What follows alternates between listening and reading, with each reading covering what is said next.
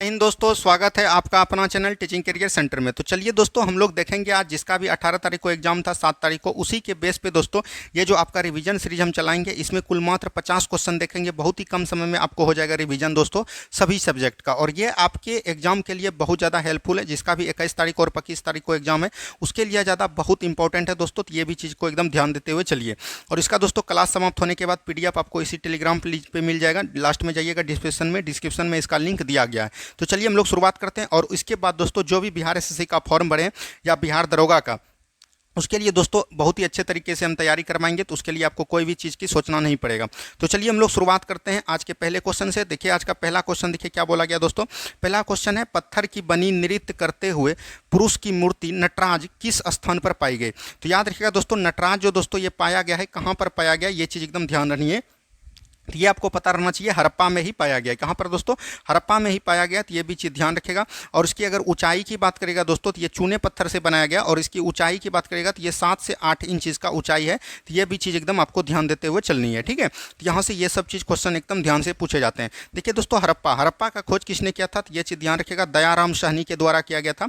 किसके द्वारा, दयाराम साहनी के द्वारा किया गया था। और इनका खोज दोस्तों कब किया था, 1921 ईस्वी में किया गया था। अब देखिए यहाँ पर से बात आता है, हड़प्पा किस नदी के किनारे है, तो रावी नदी के तट पर है।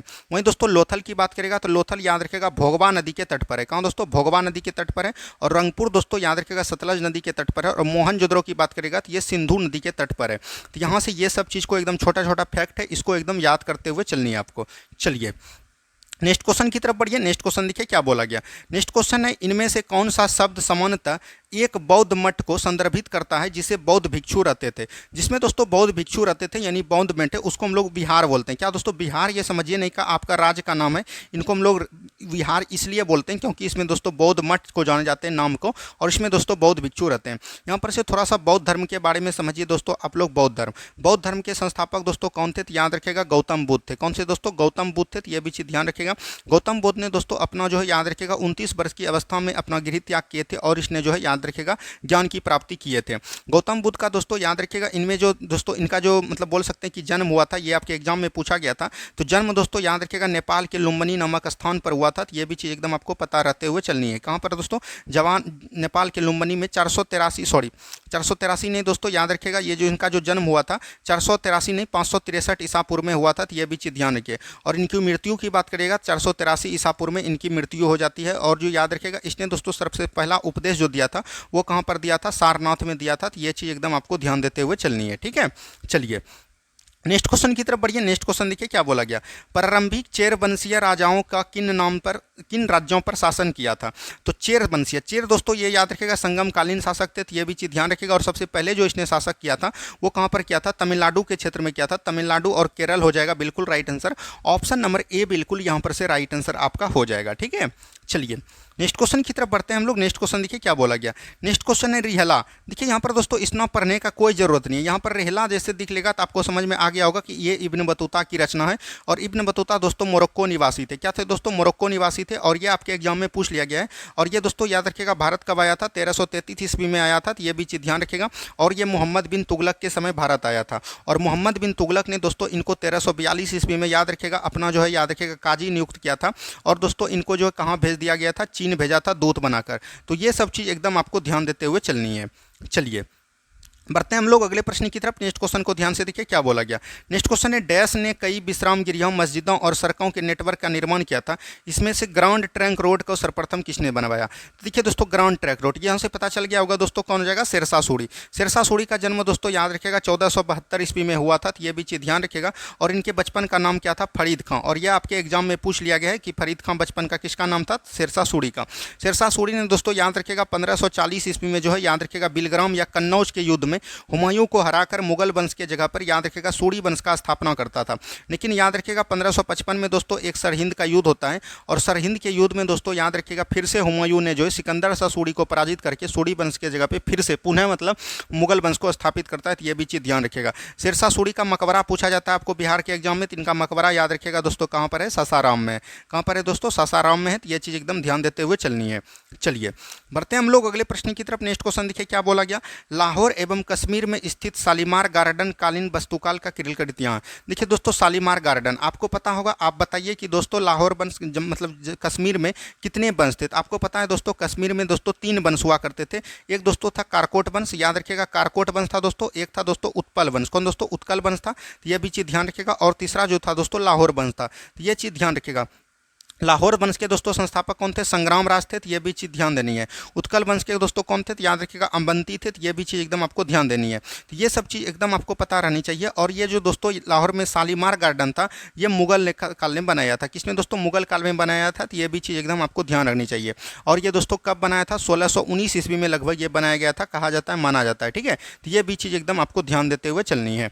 चलिए बढ़ते हैं हम लोग अगले प्रश्न की तरफ। नेक्स्ट क्वेश्चन को ध्यान से देखिए क्या बोला गया। नेक्स्ट क्वेश्चन है, हैदराबाद का अंतिम निजाम शासक कौन था? देखिए दोस्तों, हैदराबाद का मतलब बोल सकते हैं कि 1719-20 में ये दोस्तों क्रम था। 1719-20 में जो है, याद रखिएगा, असफजाही वंश के, आसफजाही, यहाँ पर से लिख लीजिए, आसफजाही वंश के शासक थे दोस्तों। कौन दोस्तों? याद रखिएगा, निजाम शाह थे, और उसी ने दोस्तों इनको स्थापित किया था। तो ये भी चीज़ ध्यान रखिएगा। लेकिन इसमें जो 7वें शासक हुए दोस्तों, 1948 की बात है, ऑपरेशन पोलो के द्वारा जब हैदराबाद को भारत में मिलाया गया, तो उस समय दोस्तों कौन थे? मीर उस्मान अली थे। तो ये भी चीज़ ध्यान रखिएगा। ये 7वें मतलब बोल सकते हैं कि निजाम शासक थे। ऑप्शन नंबर सी और अंतिम भी हुए, तो मीर उस्मान अली खान। बहुत ही वीवीआई क्वेश्चन हो जाता है आपके एग्जाम के दृष्टि से। ठीक है, चलिए नेक्स्ट क्वेश्चन की बढ़िए। नेक्स्ट क्वेश्चन देखिए क्या बोला गया। नेक्स्ट क्वेश्चन है दोस्तों, मोपला विद्रोह किन वर्षों के बीच हुआ था? देखिए दोस्तों, मोपला विद्रोह केरल में हुआ था, तो ये चीज़ एकदम आपको पता रहनी चाहिए। मोपला विद्रोह का आज आपका सुफरा साफ हो जाएगा। मोपला विद्रोह दोस्तों 1920, 21, 22 में हुआ था, तो यहाँ पर से हो जाएगा ऑप्शन नंबर सी। और मोपला विद्रोह याद रखिएगा दोस्तों किसान के रूप में किया गया था। किसान का दोस्तों कर बढ़ाया गया था। और याद रखिएगा इसमें जो किसान थे दोस्तों, इसमें मुस्लिम लोग थे, तो ये भी चीज़ ध्यान रखिएगा। और दोस्तों जमींदार सब जो थे दोस्तों, जमींदार हिंदू थे, तो ये भी चीज़ एकदम आपको पता रहना चाहिए। और मोपला विद्रोह का दोस्तों नेतृत्व जो किया था, इस नेता का नाम क्या था? तो याद रखिएगा अली मुसलियार। कौन दोस्तों? अली मुसलियार। ये चीज़ एकदम आपको ध्यान देनी चाहिए। और बिहार पुलिस में आपका जो है, याद रखिएगा, रंपा विद्रोह पूछ लिया है, तो हो सकता है कि आपको मोपला विद्रोह उससे कहीं ज़्यादा अच्छा क्वेश्चन हो जाता है, तो ये आपको देखने को मिले। ठीक है, चलिए नेक्स्ट क्वेश्चन की तरफ बढ़ते हैं हम लोग। नेक्स्ट क्वेश्चन को ध्यान से देखिए क्या बोला गया। सीधी कार्यवाही दिवस डायरेक्ट एक्शन डे की घोषणा किसने की थी? तो ये मोहम्मद अली जिन्ना के द्वारा किया गया था। और ये दोस्तों कब किया गया था? तो याद रखिएगा 16 अगस्त को 1946 को इसका किया गया था। तो ये भी चीज़ ध्यान रखिएगा। लड़के लेंगे पाकिस्तान, इनका ये कहना था। तो ऑप्शन नंबर ए बिल्कुल राइट आंसर आपका हो जाएगा। चलिए नेक्स्ट क्वेश्चन की तरफ बढ़िए। नेक्स्ट क्वेश्चन देखिए क्या बोला गया। केंद्रीय मंत्रिपरिषद सामूहिक रूप से उत्तरदायी होता है। देखिए दोस्तों, जब ये पढ़िएगा अनुच्छेद 75 का क्लाउज 3 को आप पढ़िएगा, और ये हम आर्टिकल में आपको बताए भी थे।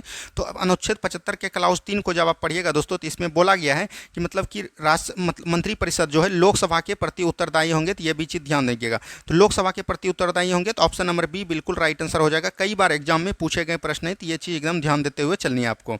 चलिए दोस्तों, जिसको भी सेशन अच्छा लग रहा है प्लीज़ सेशन को लाइक कीजिएगा। और जो दोस्तों अभी तक चैनल को सब्सक्राइब नहीं किया, उससे उम्मीद है कि चैनल को आप लोग सब्सक्राइब कर दीजिए। आपके लिए बहुत ही अच्छा होगा, क्योंकि दोस्तों आगे आने वाला जितना भी एग्जाम है, जैसे आपका बिहार एसएससी हो गया, बिहार दरोगा हो गया, उसमें हम आपको सबसे बेस्ट देने वाले हैं। इसलिए टेंशन आपको नहीं लेना है। अगर यहाँ से आप जुड़े हैं, तो आप हमेशा ईमानदारी पूर्वक जुड़े रहिएगा। और दोस्तों हम यही कहना चाहेंगे कि आप अपने आप में ईमानदार बनिए। आपकी तैयारी 100% कोई नहीं रोक सकेगी। ठीक है, चलिए नेक्स्ट क्वेश्चन देखिए क्या बोला गया। नेक्स्ट क्वेश्चन है, इनमें से किसे भारतीय पंचवर्षीय योजना का वास्तुकार कहा जाता है? देखिए दोस्तों, भारतीय पंचवर्षीय योजना की शुरुआत कब हुआ था दोस्तों? 1951 में हुआ था। तो ये भी चीज़ ध्यान से चाहिए। और दोस्तों इनको जो किया था, किसने किया था? पीसी महानलोविस। किसने दोस्तों? पीसी महानलोविस के द्वारा इसको जो याद रखिएगा वास्तुकार माना जाता है। इसका पूरा नाम हो जाता है दोस्तों प्रशांत चंद्र महानलोविस। ठीक है, तो ये भी चीज़ ध्यान देनी है। और दोस्तों ये याद रखिएगा द्वितीय पंचवर्षीय योजना के मॉडल इन्हीं पर आधारित है। तो ये भी चीज़ एकदम आपको पता रहते हुए चलनी है। ठीक है, तो ये सब चीज़ एकदम घटनाओं को एकदम क्रमबद्ध तरीके से आपको याद रखनी है। यही दोस्तों बात करेगा 1951 से लेकर 56 तक जो है, याद रखिएगा पहली पंचवर्षीय योजना चली थी। और ये बोलेगा किस मॉडल पे? तो हैरेड डोमल मॉडल पे। किस पे दोस्तों? हैरेड डोमल मॉडल पे आधारित था। तो ये भी चीज़ एकदम आपको ध्यान देते हुए चलनी है। चलिए नेक्स्ट क्वेश्चन की तरफ बढ़िए। नेक्स्ट क्वेश्चन देखिए क्या बोला गया। नीचे दिए गए विकल्पों में नवाड का सही पूर्ण क्या है? तो नवाड का दोस्तों क्या होता है? तो यहाँ पर से लिख लीजिए नेशनल। क्या होता है दोस्तों? नेशनल होता है नेशनल बैंक फॉर होता है दोस्तों एग्रीकल्चर। क्या होता है दोस्तों? Agriculture rural development. क्या होता है दोस्तों? एग्रीकल्चर एंड रूरल डेवलपमेंट होता है। तो ये भी चीज़ ध्यान रखिएगा, रूरल डेवलपमेंट। ठीक है, तो यहाँ पर से देख लीजिए क्या होता है दोस्तों? National bank for national bank for agriculture and rural development. यही हो जाएगा दोस्तों। ऑप्शन नंबर बी बिल्कुल राइट आंसर आपका हो जाएगा। क्या होगा दोस्तों? Option number B. और दोस्तों नबार्ड का स्थापना कब हुआ था? तो ये भी चीज़ ध्यान रखिएगा 12 जुलाई 1982 को इनका गठन हुआ था। तो ये भी चीज़ ध्यान रखिए चाहिए। और किसके सिफारिश पर दोस्तों? तो शिवरमन समिति के सिफारिश पर। किस पे दोस्तों? शिवरमन समिति के सिफारिश पर। ये बहुत ज़्यादा इंपॉर्टेंट हो जाता है आपके एग्जाम के दृष्टि से, ठीक है। और ये दोस्तों कृषि के क्षेत्र में जो है याद रखिएगा ये अपना योगदान देते थे। तो ऑप्शन नंबर बी बिल्कुल राइट आंसर आपका हो जाएगा। चलिए नेक्स्ट क्वेश्चन की तरफ बढ़िए। नेक्स्ट क्वेश्चन देखिए क्या बोला गया। नेक्स्ट क्वेश्चन यहाँ पर है दोस्तों, किसी ऋण के लिए समर्थक प्रतिभूति जमानत राशि होती है। तो ये दोस्तों किसी ऋण का दोस्तों जब समर्थक प्रतिभूति कीजिएगा यानी जमानत राशि जो होता है, ये दोस्तों कर्जदार जो होता है, कर्जदार की परिसंपत्ति जितने भी संपत्ति होते हैं वो होते हैं कर्जदार की परिसंपत्ति पर हो जाएगा। तो ऑप्शन नंबर सी बिल्कुल राइट आंसर आपका हो जाएगा। क्या होगा दोस्तों? ऑप्शन नंबर सी बिल्कुल राइट आंसर आपका यहाँ से हो जाएगा। नेक्स्ट क्वेश्चन की तरफ बढ़िए। नेक्स्ट क्वेश्चन देखिए क्या बोला गया। नेक्स्ट क्वेश्चन है, हमारी आकाशगंगा मिल्की वे में सबसे नजदीकी कौन सा आकाशगंगा है? तो देवयानी। कौन दोस्तों?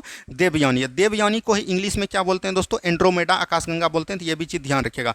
आकाशगंगा का और कई नाम है दोस्तों, तो याद रखिएगा इनको हम लोग बोलते हैं मिल्की वे भी बोलते हैं। तो ये भी चीज़ ध्यान रखिएगा। मिल्की वे के साथ इसको हम लोग बोलते हैं मंदाकिनी। ये सब चीज़ को एकदम ध्यान रखिएगा। यहीं से ज़्यादातर क्वेश्चन पूछे जाते हैं और एग्जाम जो है गलती कर देते हैं, ठीक है। चलिए नेक्स्ट क्वेश्चन की तरफ बढ़िए। नेक्स्ट क्वेश्चन देखिए क्या बोला गया। इनमें से किस अवसर पर चंद्रग्रहण लगता है? देखिए चंद्रग्रहण दोस्तों कब लगता है? यहाँ दोस्तों आपका सूर्य है और सूर्य दोस्तों ये आपका हो गया मून यानी कि चंद्रमा, और बीच में दोस्तों पृथ्वी आ जाता है, तब आपका जो माना जाता है कि चंद्रग्रहण लग गया। और चंद्रग्रहण दोस्तों पूर्णिमा के दिन लगता है। किसके दिन लगता है दोस्तों? पूर्णिमा के दिन लगता है। तो ये भी चीज़ ध्यान रखिएगा। तो ऑप्शन नंबर ए बिल्कुल राइट आंसर आपका हो जाएगा। वहीं दोस्तों अमावस्या के दिन क्या लगता है? सूर्य ग्रहण लगता है। ये दोनों क्वेश्चन बहुत ही इंपॉर्टेंट हो जाता है आपके एग्जाम के दृष्टि से, ठीक है। तो ये चीज़ एकदम याद रखनी है आपको। चलिए नेक्स्ट क्वेश्चन देखिए क्या बोला गया दोस्तों। ओस। ओस बनता है दोस्तों जो आप ठंडी देख में देखते होंगे, इसका ग्रामीण भाषा में ओस बोलते हैं, तो कुहासा जिसको बोलते हैं। तो ये दोस्तों ठंडे सतह पर आर्द्र वायु के संगठित होने से बनता है। तो यही हो जाएगा, ठंडे सतह जो होता है दोस्तों वहाँ पर आर्द्र वायु के जो संगठित होते हैं उसी के द्वारा याद रखिएगा ओस बन जाता है। तो ये भी चीज़ एकदम आपको पता रहने हुए चलनी है, ठीक है। चलिए नेक्स्ट क्वेश्चन की तरफ बढ़िए। नेक्स्ट क्वेश्चन देखिए क्या बोला गया। नेक्स्ट क्वेश्चन है, अफ्रीका में विक्टोरिया जलप्रपात किस नदी पर है? तो अफ्रीका में दोस्तों विक्टोरिया जलप्रपात याद रखिएगा जाम्बेवी नदी पर है। कहाँ पर है दोस्तों? जाम्बेवी नदी पर है। तो ये भी चीज़ एकदम आपको ध्यान देते हुए चलनी है, ठीक है। तो ये सब क्वेश्चन एकदम आपको याद रखनी है। और इसका अगर ऊंचाई की बात करेगा दोस्तों, ये याद रखिएगा 355 फीट होते हैं, और अगर मीटर में आपको पूछे तो 108 मीटर होते हैं। तो ये चीज़ एकदम ध्यान देते हुए चलनी है। चलिए नेक्स्ट क्वेश्चन देखिए क्या बोला गया। नेक्स्ट क्वेश्चन है, निम्नलिखित में से कौन सा देश क्षेत्रफल के अनुसार से सबसे छोटा है? तो क्षेत्रफल के अनुसार से दोस्तों भारत जो है याद रखिएगा 7वां सबसे छोटा देश है और यही सबसे छोटा हो जाएगा। इनकी अगर क्षेत्रफल की बात करेगा टोटल, तो ये कितना होता है दोस्तों? 32,87,263 किलोमीटर होता है। और वहीं दोस्तों इसमें बिहार को याद रखिएगा, बिहार का रिलेटेड है, तो याद रखिएगा 94,163 वर्ग किलोमीटर जो है ये बिहार का क्षेत्रफल है, और ये आपका भारत का क्षेत्रफल हो जाता है। भारत से दोस्तों जो अन्य छः देश जो है सबसे बड़े हैं, तो ये चीज़ ध्यान रखिएगा। सबसे पहले दोस्तों क्या हो जाता है? रूस हो जाता है। उसके बाद दोस्तों कनाडा हो जाता है। उसके बाद दोस्तों अब चीन अब नहीं होगा, ये अमेरिका हो जाएगा सबसे पहले, क्योंकि दोस्तों जब अलास्का का भाग था तब चीन बना था, लेकिन अब संपूर्ण रूप से अलास्का अमेरिका का भाग है, इसीलिए जो अमेरिका सबसे पहले चीन हो जाता है, अमेरिका के बाद आपका चीन आता है, ठीक है। उसके बाद दोस्तों कौन आ जाएगा? ब्राजील आ जाएगा। तो ये भी चीज़ ध्यान रखिएगा। उसके ब्राजील के बाद दोस्तों ऑस्ट्रेलिया आ जाएगा। तो ये चीज़ एकदम आपको ध्यान देना चाहिए, ये क्रम है आपका। उसके बाद आपका भारत आता है। तो ये चीज़ एकदम ध्यान देते हुए चलनी है। तो यहाँ से क्या हो जाएगा? ऑप्शन नंबर बी बिल्कुल राइट आंसर आपका हो जाएगा। वहीं बात करिएगा दोस्तों भारत दोस्तों जनसंख्या में अभी वर्तमान में 2011 की जनसंख्या के अनुसार दूसरे स्थान पर है, लेकिन जब जनसंख्या होगा तो ये दोस्तों जनगणना होगा तब ये पहली स्थान पर पहुंच जाएगा। तो ये भी चीज़ एकदम आपको ध्यान देते हुए चलनी है। चलिए नेक्स्ट क्वेश्चन की तरफ बढ़िए। नेक्स्ट क्वेश्चन देखिए क्या बोला गया। एकमात्र भारतीय राज्य कौन सा है जिसकी सीमा सिक्किम राज्य से जुड़ी हुई है? तो सिक्किम राज्य से दोस्तों इसमें देखिए कौन जुड़ा हुआ है? पश्चिम बंगाल जुड़ा हुआ है। पश्चिम बंगाल दोस्तों हो जाएगा। ऑप्शन नंबर ए बिल्कुल राइट आंसर आपका यहाँ पर से हो जाएगा, ठीक है। सिक्किम राज्य दोस्तों याद रखिएगा भारत के 22वें राज्य के रूप में बनते हैं। और याद रखिएगा दोस्तों एक होता है 35वां संविधान संशोधन द्वारा, ये याद रखिएगा, ये जो है सह राज्य बनते हैं। कौन दोस्तों? सह राज्य बनते हैं। लेकिन याद रखिएगा 36वां संविधान संशोधन 1975 के द्वारा दोस्तों 1976 या 75 के द्वारा ये याद रखिएगा भारत का 22वां राज्य बन जाता है। तो ये भी ध्यान रखिएगा पूर्ण रूप से। चलिए नेक्स्ट क्वेश्चन की तरफ बढ़िए। नेक्स्ट क्वेश्चन देखिए क्या बोला गया। हिमालय पर्वतमाला का वह हिस्सा जो तीस्ता और दिहांग नदी के बीच स्थित है, तो ये रूप में जाना जाता है। देखिए दोस्तों ये हमने ज्योग्राफी जब आपको पढ़ाया था तो बहुत बार ये क्वेश्चन हम आपके बताया था। तो चलिए एक बार और बता देते हैं। देखिए दोस्तों ये याद रखिएगा, मतलब प्रादेशिक रूप में जो अगर भारत के हिमालय को बांटा था तो ये 4 भागों में बांटा था। जैसे आपका हो जाएगा सबसे पहले दोस्तों कौन? पंजाब हिमालय। उसके बाद दोस्तों क्या हो जाएगा? कुमायूं हिमालय हो जाएगा। तो याद रखिएगा उसके बाद दोस्तों आपका नेपाल हिमालय होता है। क्या दोस्तों? नेपाल हिमालय। उसके बाद दोस्तों आपका असम हिमालय होता है। तो यहाँ पर से याद रखिएगा पंजाब हिमालय को जो अलग करता है दोस्तों, सिंधु और सतलज नदी के बीच है। कौन दोस्तों? सिंधु और सतलज नदी के बीच है, तो ये भी चीज़ ध्यान रखिएगा। वहीं कुमायूं की बात करेगा तो ये दोस्तों सतलज और याद रखिएगा ये जो सतलज और काली नदी के बीच है, तो ये भी चीज़ ध्यान रखिएगा। और नेपाल की बात करेगा तो ये दोस्तों काली और तीस्ता के बीच है। किसके दोस्तों? काली और तीस्ता के बीच है। और असम या ब्रह्मपुत्र यहाँ भी दे देता है, तो याद रखिएगा असम याद रखिएगा तीस्ता और ब्रह्मपुत्र या दिहांग नदी के बीच है, तो ये भी चीज़ एकदम आपको ध्यान देते हुए चलनी है। तो यही आपका क्वेश्चन था कि तीस्ता और दिहांग के बीच कौन हो जाएगा, तो असम हिमालय हो जाएगा। और उसके बाद ये हमने सारी चीज़ों को एकदम बता दिया, ये एक बार एकदम आपको कॉपी में लिख लेनी चाहिए। ठीक है, चलिए। तो यहाँ पर दोस्तों क्या हो जाएगा, तो ये चीज़ ध्यान रखिएगा, हिमालय पर्वतमाला का वो कौन हो जाएगा, असम हिमालय, अभी तुरंत हमने आपको बताया। ठीक है, चलिए नेक्स्ट क्वेश्चन की तरफ बढ़िए। नेक्स्ट क्वेश्चन को ध्यान से देखिए क्या बोला गया। नेक्स्ट क्वेश्चन है, इनमें से कौन सा ब्रह्मपुत्र नदी का उद्गम स्थल है। देखिए दोस्तों, ब्रह्मपुत्र नदी याद रखिएगा दोस्तों तिब्बत के मानसरोवर झील से निकलती है दोस्तों। और ये अपना जल जो याद रखिएगा बंगाल की खाड़ी में गिराती है। और ये दोस्तों भारत में अरुणाचल प्रदेश से होकर याद रखिएगा ये जो है असम से होकर भारत में गुजरती है, तो ये भी चीज़ ध्यान रखिएगा। और इसको बांग्लादेश में अपना जल जो है याद रखिएगा किस नाम से गिराती है, तो याद रखिएगा बांग्लादेश में इसको हम लोग जमुना बोलते हैं। और आपके एग्जाम में ये क्वेश्चन पूछ लिया कि याद रखिएगा दोस्तों बांग्लादेश में इसको किस नाम से जानते हैं, जमुना में। और ये चीज़ आपसे पूछा जा सकता है कि ब्रह्मपुत्र नदी याद रखिएगा किन किन देशों से होकर गुजरती है, क्योंकि ये बिहार दरोगा में एक बार पूछ चुका है। तो बिहार दरोगा में जब पूछ लिया है तो ये आपके एग्जाम में पूछा जाता है, तो याद रखिएगा दोस्तों एक हो जाएगा तिब्बत, एक हो जाएगा दोस्तों भारत और एक हो जाएगा बांग्लादेश। ये चीज़ एकदम ध्यान रखिएगा। तो ये मानसरोवर झील से निकलती है।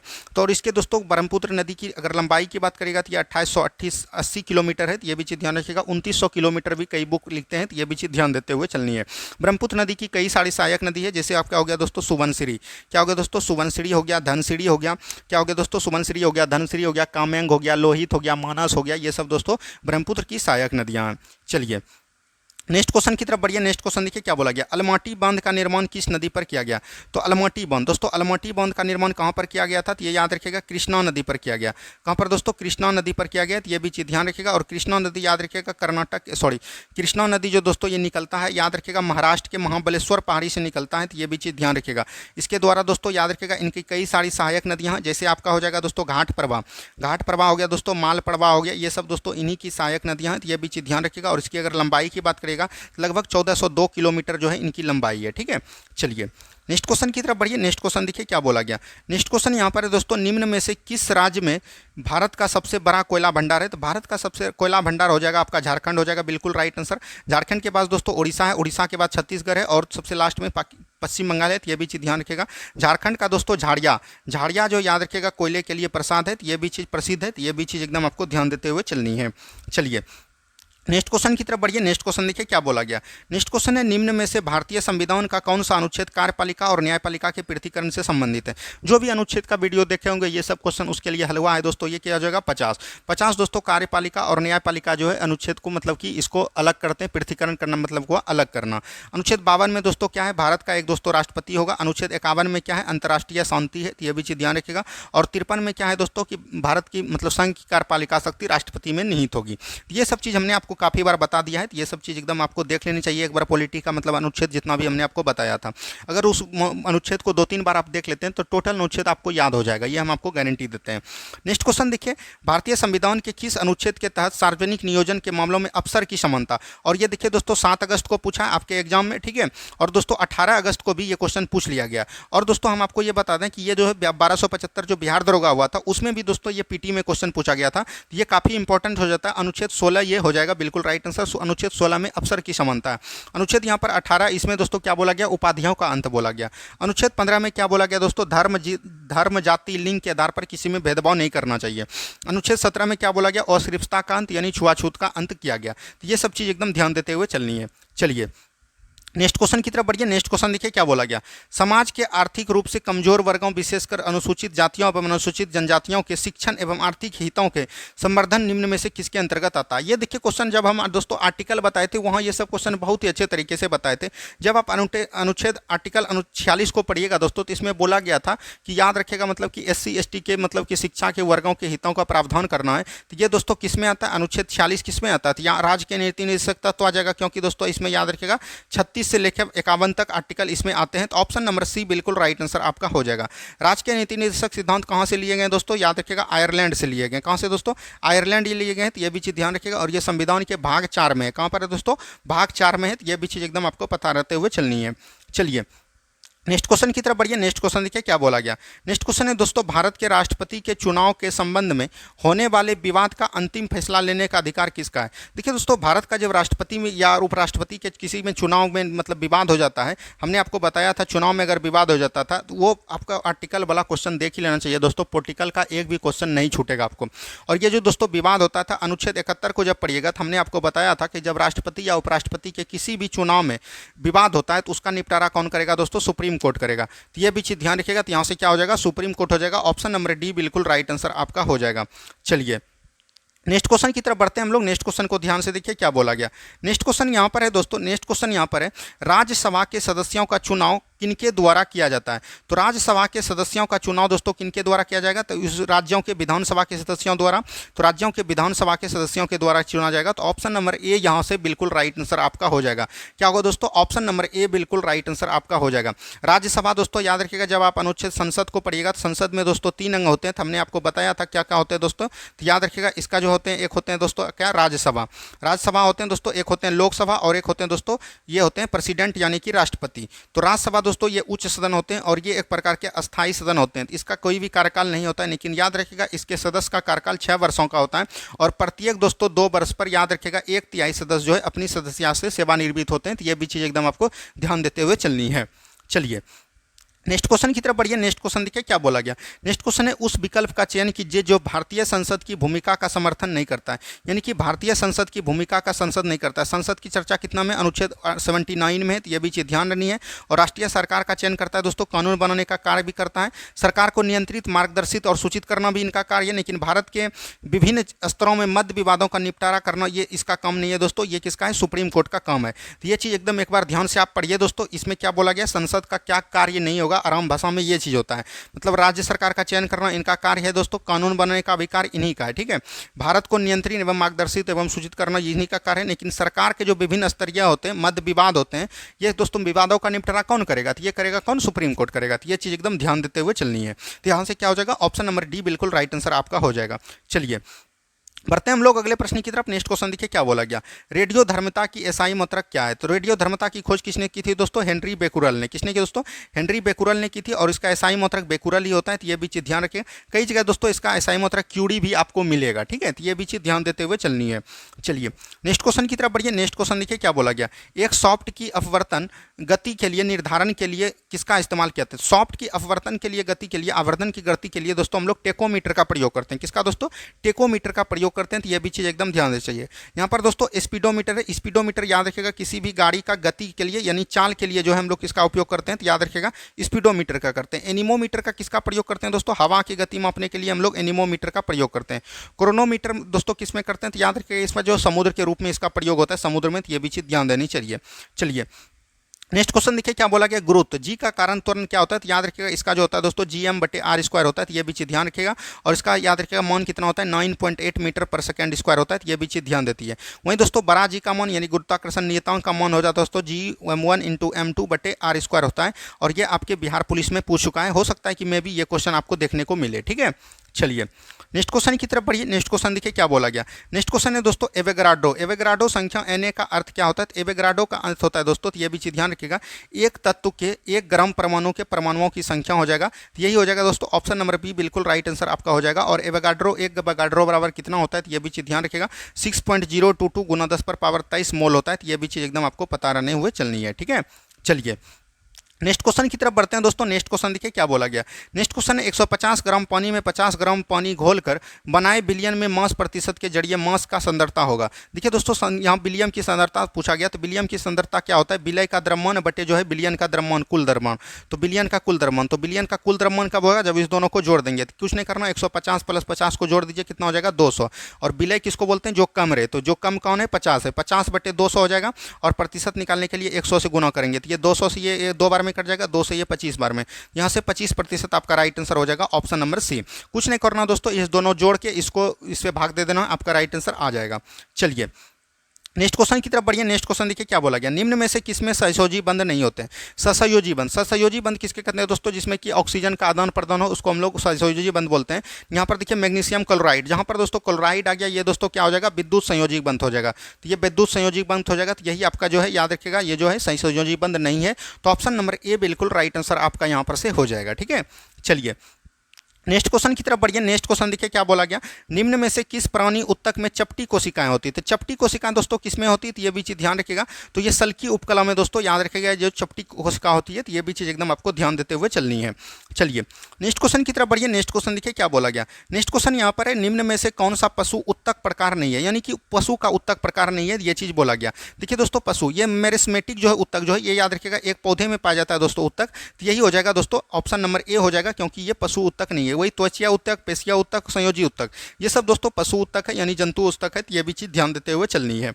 चलिए ऐसे दोस्तों पशु उत्तक, पौधे में जो दो उत्तक पाए जाते हैं, दो प्रकार के पाए जाते हैं, एक दोस्तों जटिल, एक दोस्तों अस्थायी। तो ये भी चीज़ ध्यान रखिएगा। जटिल उत्तक किसको बोलते हैं हम लोग दोस्तों, जटिल उत्तक में आता है याद रखिएगा जाइलम एवं फ्लोएम। क्या आता है दोस्तों, जाइलम एवं फ्लोएम आता है। तो ये भी चीज़ ध्यान रखिएगा। और वहीं दोस्तों अस्थायी उत्तक की बात करिएगा तो इसमें पैरेन्काइमा, स्क्लेरेन्काइमा और कोलेन्काइमा होता है। और दोस्तों ये जाइलम का काम होता है याद रखिएगा जल एवं खनिज लवणों का परिवहन करना पौधे में, और फ्लोएम का काम होता है भोज्य पदार्थों का संग्रहण करना। तो ये भी चीज़ ध्यान देते हुए चलनी है। तो टोटल चीज़ क्लियर हो गया होगा। बढ़ते हम लोग अगले प्रश्न की तरफ।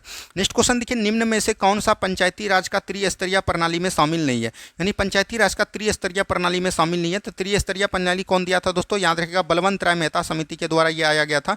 और दोस्तों याद रखिएगा बलवंत राय मेहता समिति ने जो दिया था, एक दिया था ग्राम पंचायत, एक ब्लॉक, एक जिला। तो ये तहसील नहीं होगा दोस्तों, ये भी चीज़ ध्यान रखिएगा। और पंचायती राज व्यवस्था आपको पता होना चाहिए कि 73वां संविधान संशोधन 1992 के द्वारा ये लागू किया गया दोस्तों। और याद रखिएगा इसमें जो है कुल 29 विषय को जोड़े गए थे। तो ये भी चीज़ एकदम आपको ध्यान देते हुए चलनी है। चलिए नेक्स्ट क्वेश्चन की तरफ बढ़िए। नेक्स्ट क्वेश्चन देखिए क्या बोला गया, नेक्स्ट क्वेश्चन है, इनमें से कौन सी भाषा भारतीय संविधान की 8वीं अनुसूची में 22 भाषाओं में शामिल एक शास्त्रीय भाषा है। तो आपको दोस्तों पता है शास्त्रीय भाषा कितना है दोस्तों, 6 है। तो 6 में दोस्तों एक संस्कृत जो है शास्त्रीय भाषा हो जाएगा। तो ये भी चीज़ ध्यान रखिएगा। और ये दोस्तों 2005 में इनको जोड़ा गया है। तो ये भी चीज़ एकदम आपको याद रहनी चाहिए। चलिए नेक्स्ट क्वेश्चन की तरफ बढ़िए। नेक्स्ट क्वेश्चन देखिए क्या बोला गया, नेक्स्ट क्वेश्चन है, किस त्यौहार को असम में माघ बिहू के नाम से जाना जाता है। तो जिस तरह दोस्तों बिहार में हम लोग कई जिलों में अलग अलग बनाते हैं, तो बिहार में दोस्तों हम लोग मकर संक्रांति जो मनाते हैं दोस्तों, याद रखिएगा मकर संक्रांति जनवरी के माह में बनाते हैं। उसी दौरान दोस्तों मकर संक्रांति के दौरान ही याद रखिएगा असम में दोस्तों माघ बिहू मनाते हैं। तो ये भी याद रखिएगा, ये जनवरी के माह में मनाते हैं। तो ऑप्शन नंबर ए बिल्कुल राइट आंसर आपका यहाँ पर से हो जाएगा।